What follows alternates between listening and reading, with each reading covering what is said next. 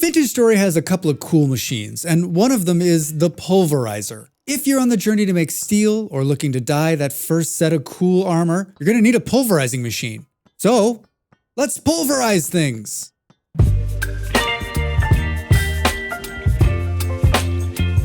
Hi, it's Drax. This is the part at the beginning of the video that everyone skips. For those of you that didn't jump forward, enjoy watching and listening. Might you consider supporting me further by visiting my Ko-fi or clicking on the join button on this video? Alright, that's it. Back to the video. The link at the top of the page will take you to the video I made on windmills. The Pulverizer requires wind power and cannot be operated by hand.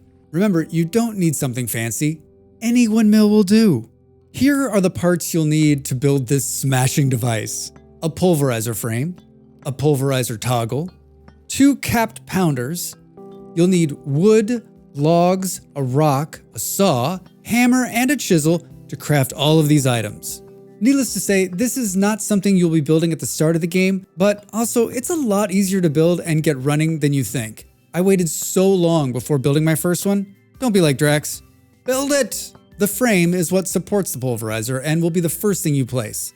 To craft, you'll need your trusty saw, 1 rock of granite, basalt, andesite, or peridotite. Only these rocks will work. This is very important. Lastly, you'll add 42 boards of any type, and now you have a frame. The toggle goes into the frame and is how the power is converted from the windmill to the pulverizer. To craft the toggle, you'll need a hammer, a metal plate. The metal plate has to be bronze or better. I'm using tin bronze here. A chisel, any chisel will work, and a wood axle. Toggle complete.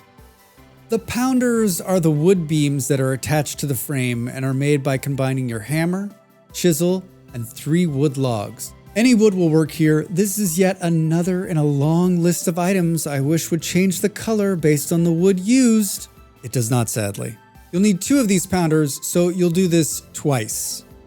The pounder caps are how I got confused the first time building the pulverizer. The pounders need to be capped with metal.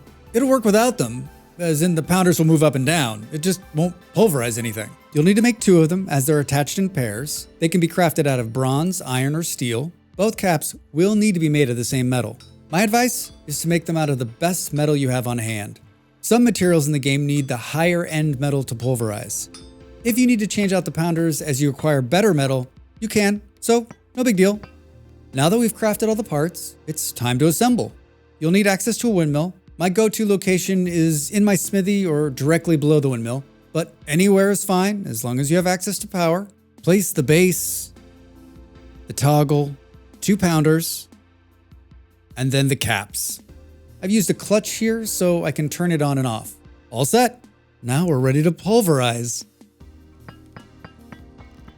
You can crush all sorts of things with this new pulverizer. Quartz, bauxite, olivine.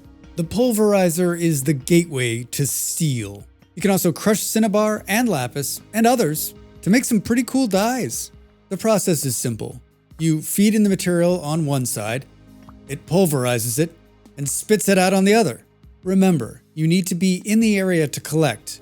Otherwise, your newly crushed items will despawn. Alright, there it is in all of its crushing glory. Now you can finally make some of those cool dyes to show off that flashy new armor set. Have a tip on the pulverizer? Share it with me in the comments below. Thanks for watching. See you soon. The video's over. Now it's time for you to do your part. Follow, like, and subscribe, and I'll see you next time.